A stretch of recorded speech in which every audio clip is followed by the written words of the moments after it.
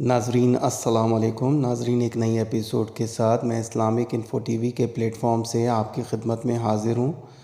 दोस्तों, बड़ी important information लेकर मैं आपकी खिदमत में हाज़िर हुआ हूँ, तो मेरी वीडियो आखिर तक देखिएगा ज़रूर। दोस्तों, इस सेशन में जो हम डिस्कस करने वाले हैं वो सवालात जो वज़ारत मज़हबी अमूर के तर्जुमान से किए गए और क्या जवाबात दिए वो मैं आपको बताऊंगा। लेकिन अगर आपको वीडियो अच्छी लगे तो वीडियो को लाइक ज़रूर करें, सब्सक्राइब करना तो मत भूलें और शेयर ज़रूर करें। बेल आइकन तो लाजमी प्रेस करें ताकि मेरी आने वाली हर वीडियो का नोटिफिकेशन आपको टाइम पर मिल सके। उनसे पूछा गया कि अगर कोई हाजी बैरून मुल्क सफ़र करना चाहता है हज से पहले या उम्रे पे जाना चाहता है 15 शवाल से पहले, और अगर पासपोर्ट सबमिशन की डेट आ जाती है तो उसको क्या करना होगा। इस पे वज़ारत मज़हबी अमूर के तर्जुमान ने जवाब दिया कि आपको एक एप्लीकेशन अपने मुतल्लिका बैंक में सबमिट करानी होगी और अपना उज़र बयान करना होगा उस एप्लीकेशन में कि किस वजह से आप पासपोर्ट सबमिट नहीं करवा रहे अभी। तो बेशक लेट जमा करवा दें, बट इसके लिए आपको एप्लीकेशन देना होगी। खाने के सवाल पर उन्होंने जवाब दिया, हुज्जाज किराम का खाना हमारी फ़र्स्ट प्रायोरिटी होती है और मक्का मदीना में जो खाना प्रोवाइड किया जाए वो सबके लिए काबिल कबूल हो, जो एक बड़े चैलेंज की बात होती है हमारे लिए। उनका कहना था कि इसी तरीके से अगर मकतब में हज के 5 दिनों की बात की जाए, उनका कहना था कि मकातिब को भी स्ट्रेस आउट किया है, कोशिश की है, उनको कहा है पाकिस्तानी टेस्ट के मुताबिक खाना प्रोवाइड किया जाए, खाना दिया जाए, लेकिन लाखों लोगों का इज्तिमा होता है तो उन्होंने सबके लिए मैनेज करना होता है, जो काफ़ी मुश्किल काम है। हज के 5 दिनों के दौरान ट्रांसपोर्ट के हवाले से सवाल के जवाब में उन्होंने कहा कि ये मकतब की ज़िम्मेदारी होती है, ऑल्दो हम उनको पेमेंट करते हैं फ़ूड और ट्रांसपोर्ट की। मकतब जो ट्रांसपोर्ट प्रोवाइड करता है बिल्डिंग से मिना तक, पिछली दफ़ा तो बसें थीं, इस दफ़ा ट्रेन की नवीद सुनाई है इन्होंने, जिससे बेहतर सहूलियात मुयस्सर आएंगी। इसमें व्हील चेयर्स वालों के लिए काफ़ी सहूलियात होती हैं इस ट्रेन में, उनका कहना था। तो ये 5 दिन के लिए ट्रांसपोर्ट जो 7 ज़िलहज को बिल्डिंग से मिना आना, मिना से फिर अरफात और फिर अरफात से मुज़दलिफ़ा, मुज़दलिफ़ा से फिर दोबारा मिना, ये तरतीब सारी मकतब की होती है। अलबत्ता मिना से लेकर तवाफ़ ज़ियारा के लिए हरम जाने के लिए जमरात से थोड़ा आगे जाएं तो गवर्नमेंट की बसें खड़ी होती हैं, उसके अलावा पैदल रास्ता भी होता है। शेड्यूल के हवाले से इनका कहना था 15 शवाल तक शेड्यूल आ जाएगा, तो इससे 10 दिन पहले आपको इन्फॉर्म किया जाएगा और इसी वक्त पासपोर्ट सबमिट करना होगा। अगर आप बैरून मुल्क क़याम पज़ीर हैं और आप लेट हैं किसी भी वजह से तो इसकी इत्तला अपने मुतल्लिका बैंक को दें। इनका मज़ीद कहना था कि सबसे पहले बायोमेट्रिक होगी और इसके बाद ही पासपोर्ट जमा कराने की बारी आएगी। कुर्बानी के सवाल के जवाब पर इनका कहना था कि कुर्बानी का कूपन हर हाजी को परचेज़ करना होगा। एक सवाल के जवाब में इनका कहना था कि अगर किसी ने मुल्क से बाहर जाना है, ऑफिशियल विज़िट है या उम्रा पर जाना है, तो पासपोर्ट सबमिट ना करवाए, क्योंकि फिर वापसी का प्रोसेस काफ़ी लंबा होगा और दुश्वारी होगी। तो इससे बेहतर है कि आप अपने मुतल्लिका बैंक में एक दरख्वास्त जमा करवाएं और जो भी उज़र हो इसमें बयान करें।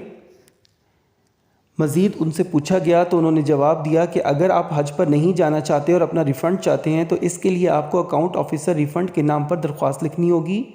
जो दरख्वास्त गुजार हैं इनका एप्लीकेशन नंबर और राब्ता नंबर भी लिखें। जो रीज़न है मेडिकल वगैरह साथ लगाकर बताएं कि आप हज के लिए अभी सफ़र नहीं कर सकते, लिहाजा हमारे जो अखराजात हैं वो वापस किए जाएँ। वो केस प्रोसेस होगा, रिफ़ंड अथॉरिटी जारी होगी जिसकी एक कॉपी आपको फ़राहम की जाएगी और एक बैंक के नाम इशू की जाएगी। जैसे ही अथॉरिटी बैंक के नाम इशू होती है और बैंक को रिसीव हो जाती है तो पैसे आपको वापस मिल जाएंगे। एक सवाल के जवाब में उनका कहना था कि अलहदा रहाइश या कमरा इशू करने का कोई तरीक़ेकार नहीं है, मर्दों को एक साथ और औरतों को एक साथ रिहाइश दी जाएगी हमेशा की तरह, क्योंकि ये इकॉनमी पैकेज है, तो अलहदा रिहाइश मांग कर शर्मिंदा मत हों। इनसे पूछा गया कि स्पॉन्सरशिप हज स्कीम के तहत जो डॉलर में अमाउंट जमा करवाई गई है, अगर इसको कन्वर्ट किया जाए तो सरकारी हज स्कीम से अमाउंट काफ़ी ज़्यादा बनती है, तो क्या स्पॉन्सरशिप हज स्कीम के दरख्वास्त गुजारों को कोई एक्स्ट्रा बेनिफिट होगा। इस पर इनका कहना था कि सरकारी हज स्कीम के दरख्वास्त गुजारों को एक जहनी कशमकश से गुजरना पड़ा, जबकि स्पॉन्सरशिप हज स्कीम की दरख्वास्त गुजार इस फ़िक्र और दुश्वारी से आज़ाद थे, तो इन्होंने अपनी सीट पहले ही बुक करवा ली थी। मज़ीद इन्होंने कहा कि स्पॉन्सरशिप हज स्कीम की दरख्वास्त गुजार अपना दिल बड़ा करें और छोटे मोटे इश्यूज़ को اگنور کریں۔ ایک سوال کے جواب میں انہوں نے کہا کہ مدینہ میں آپ کے 8 دن کی رہائش ہوگی، مزید اس کو نہیں بڑھایا جا سکتا، تقریباً 40 نمازوں تک وہاں پر اسٹے ہوگا آپ کا۔ قربانی کے حوالے سے ایک سوال پر جواب دیتے ہوئے انہوں نے کہا کہ اگر آپ اپنی قربانی اپنے کسی رشتہ دار کی تھرو کرتے ہیں تو بالکل کر سکتے ہیں، لیکن کسی انجان بندے سے بالکل طے مت کریں، بلکہ منسٹری آف ریلیجیس افیئرز نے جس سرکاری ادارے سعودی عرب کے سرکاری ادارے کو نامزد کیا ہے اسی کے تھرو قربانی کریں۔ وہاں حاجی 8 دن قیام کرنے کے بعد فرداً مکہ بھجوائے جاتے ہیں۔ اسی طرح 16 ذی الحج سے آخری فلائٹ جو کہ 30 ذی الحج یا 1 جولائی تک ہوتی ہے وہ جدہ لینڈ کرے گی۔ جدہ سے پھر ان کو مکہ لایا جاتا ہے جو 78 کلومیٹر دور ہے، اور یہاں پر حج کرنے کے بعد پاکستان روانگی سے 9 دن قبل ان کو مدینہ بھجوایا جاتا ہے، جہاں پر پھر وہ 8 دن قیام کرتے ہیں اور پھر ان کی واپسی بذریعہ مدینہ ہی پاکستان ہوتی ہے۔ اور پوچھا گیا کہ کم از کم کتنے ریال ہمیں اپنے ساتھ کیری کرنا چاہیے۔ ان کا کہنا تھا کہ میرا مشورہ ہے، باقی آپ لوگوں کی اپنی مرضی ہے، کہ کم از کم 3000 ریال آپ اپنے ساتھ کیری کریں، کیونکہ اس میں جو قربانی ہے وہ 1000 ریال تک آپ کو اس قربانی کا خرچہ آ سکتا ہے۔ اس کے علاوہ منی سے حرم تک کا جو 6 کلومیٹر کا سفر ہے، اگر کوئی ضعیف ہے یا ویل چیئر پہ ہے تو اس کو ٹیکسی کرنی پڑ سکتی ہے۔ تو ان دنوں میں چونکہ پیک سیزن ہے تو ٹیکسی کے کرائے آسمان سے باتیں کر رہے ہوتے ہیں، تو وہ آپ سے منہ مانگے دام وصول کرتے ہیں، جس کا ٹیکسی کا کرایہ 500 سے 1000 ریال تک ہو سکتا ہے۔ اس کے علاوہ ان کا کہنا تھا کہ ایئرپورٹ پہ اگر آپ کا بیگیج کا ویٹ یا وزن زیادہ ہے تو وہاں پہ بھی آپ کو پے کرنا پڑ سکتا ہے، تو اس لیے کم از کم 3000 ریال آپ اپنے ساتھ بالکل کیری کریں۔